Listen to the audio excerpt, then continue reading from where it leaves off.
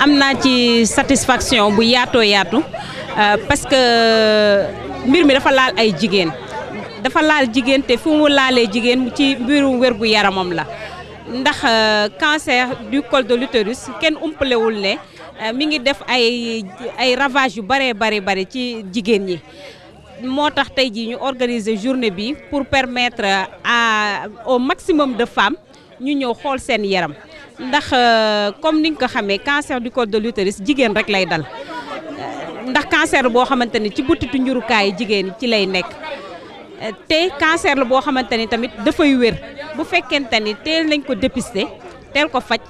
moom mooy le seul cancer boo xamante ni buñ ko teelee gis teel ko faj day wér d'ailleurs dañuy wax sax ne moom dong mooy cancer buy wér mais nag na fekk ñu teel ko dépister te fii au Sénégal comme particulièrement un peu partout en Afrique nit ñi dañuy yéex a dem hôpital nit ñi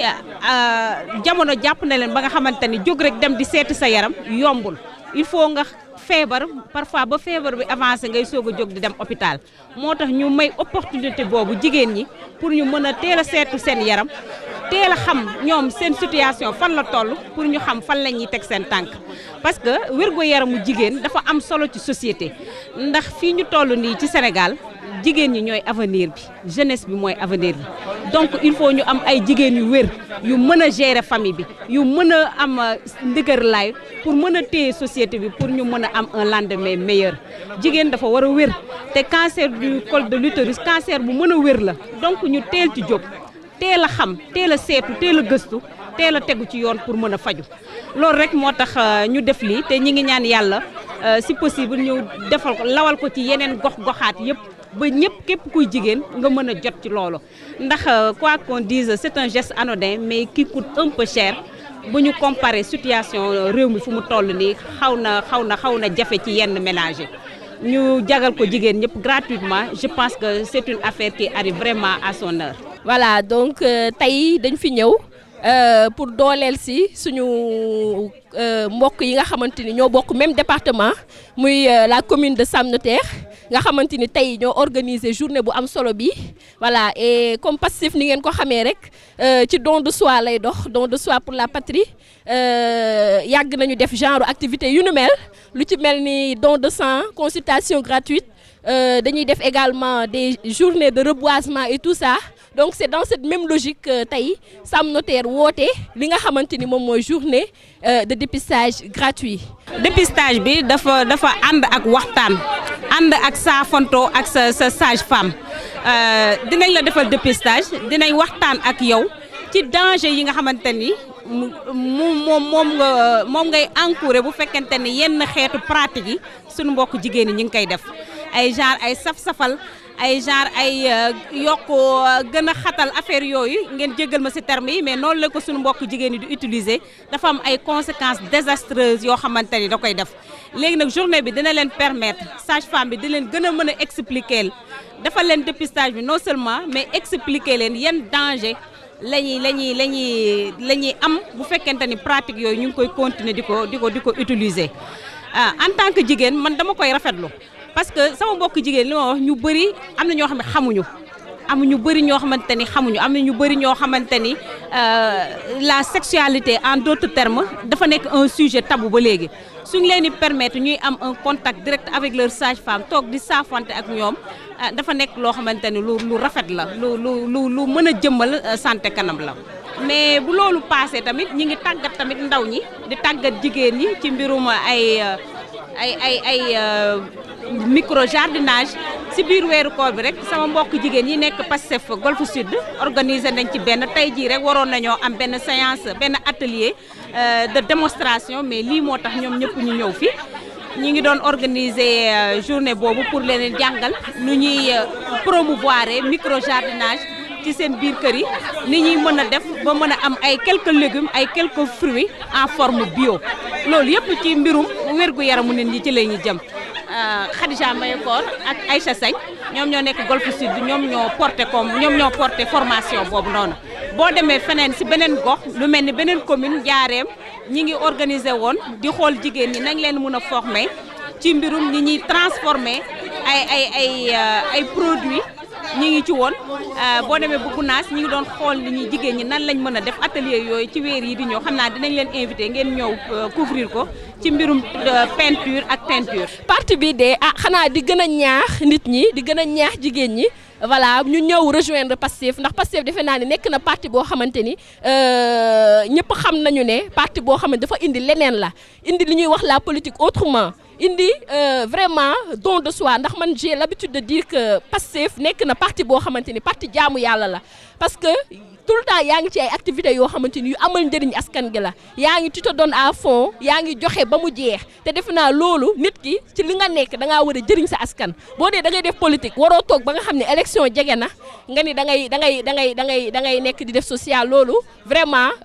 naxaate la en fait. voilà donc Pastef tout le temps ñi ngi ci terrain bi di def li nga xamante ni mooy don de soi di jàppale seen askan parce que nit moom booy politique jàppale sa askan da cee am solo lool donc may woo ñëpp rawatina nag jigéen ñi ne leen ni nañu ñëw rejoindre Pastef ndax defe naa ni tey jigéen mooy ki nga xamante ni boo amee sa doom mu war a toll ci réussite te réussirul dafa metti te tey nguur gi fi nekk gis nañu tey naka la ñu tëyee yëf yi ba nga xamante ni tey chômage gi bari na sonal na jigéen ñi sonal na ñëpp ndax doom yaay bu nekk boo sañoon sa doom bu ñëwee toll ci liggéey nga fayal ko mu jàng rey sa bopp sacrifié wu boo sañoon mu liggéey. bon en tant que femme parfois xale yi jigéen yi bu ñu sëyee dañuy dem ci ay pratiques yoo xam ne c'est pas naturel di utiliser ay substances yoo xamante ni nii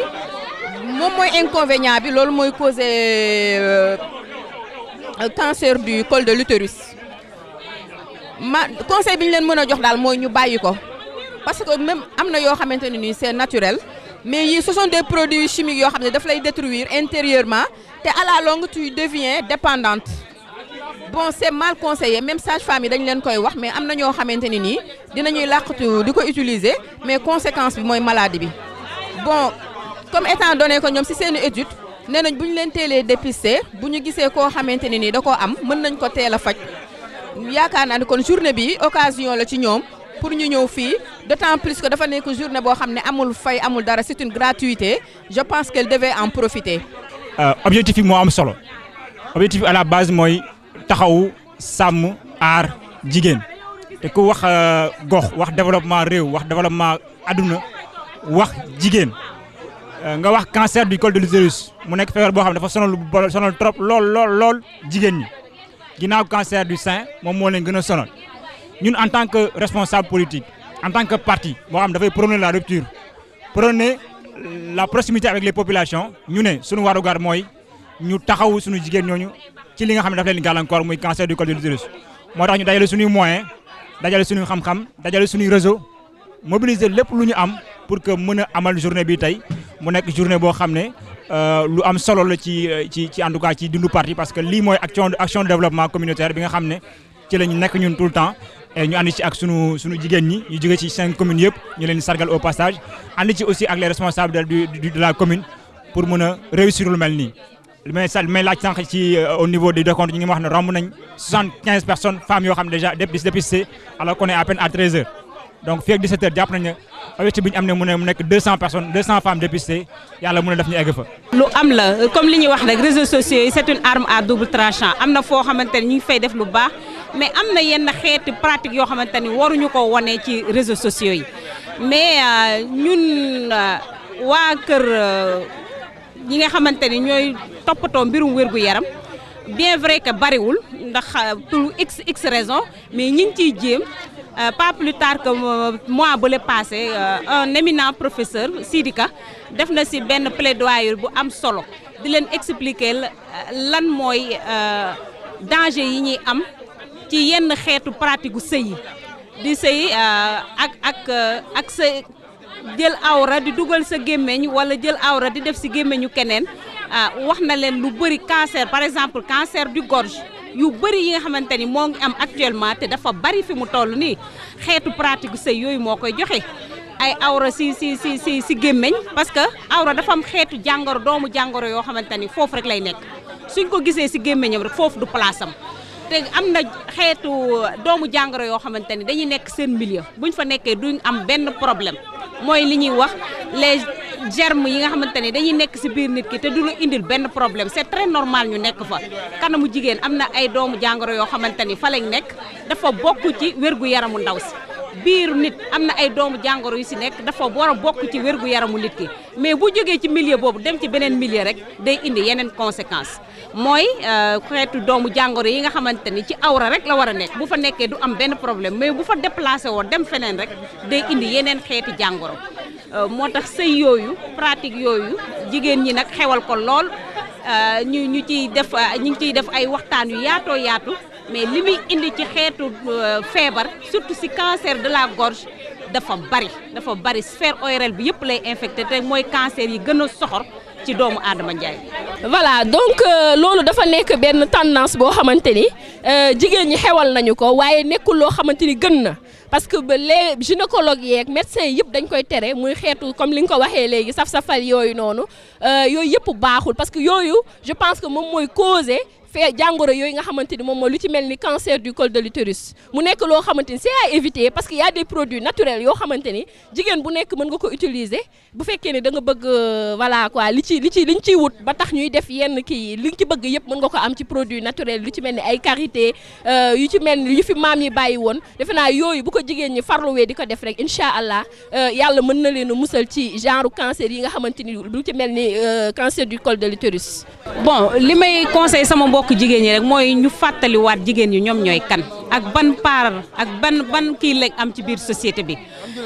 jigéen mooy porte li ma ko waxoon naa ko séegi moom mooy porte développement jigéen mooy yaay jigéen moom mooy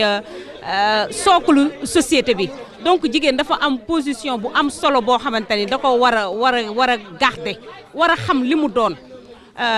bu ñu mënuñu wax développement sans jigéen mënuñu wax développement sans ndaw ñi kan mooy yaay ndaw ñi mooy jigéen ñi donc dafa am part bu am importance boo xamante ni moom lañ nekkee ci biir société bi ñu war fu ñu toll di ko fàttali ko ndax réew mi dañoo toll foo xamante ni dara jiguñu lu dul dem ca kanam développement rek moo ñu jig jógee ci fii ñu toll nii c'est pour dem de l'avant te loolu comme je l'ai dit jigéen ñi ak ndaw ñi rek ñoo ko mën a porter. waaw dañu nekk parti boo xam ne comme ni nga waxee sànq parti bu am proximité la ak les populations ñu dañ jàpp ne politique du rek bàyyi ba événement ñëw wala élection jege si ngay wër di dem di naxaate di joxe ay kii ak yoonu dañ jàpp ne ñun politique boo koy def mooy xool luy jëriñ askan wi nga koy def saa su ne moo tax boo xoolee depuis bi Pastef Guédiawaye existé ba léegi ak Pastef Sam Notaire particulièrement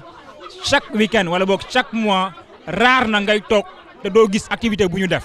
maanaam muy don de sang muy activité de proximité boo xam dañuy joxe ay mel ni activité yu prestation yu mel nii wala yeneen yoo xam ne ñu ngi koy def te loolu duñ ci jóg parce que ci lañ ñu xam ci lañu population de Guédiawaye xam ci lañu population de Sam xam. waaw dama wax sànq ne sans jigéen dara du dox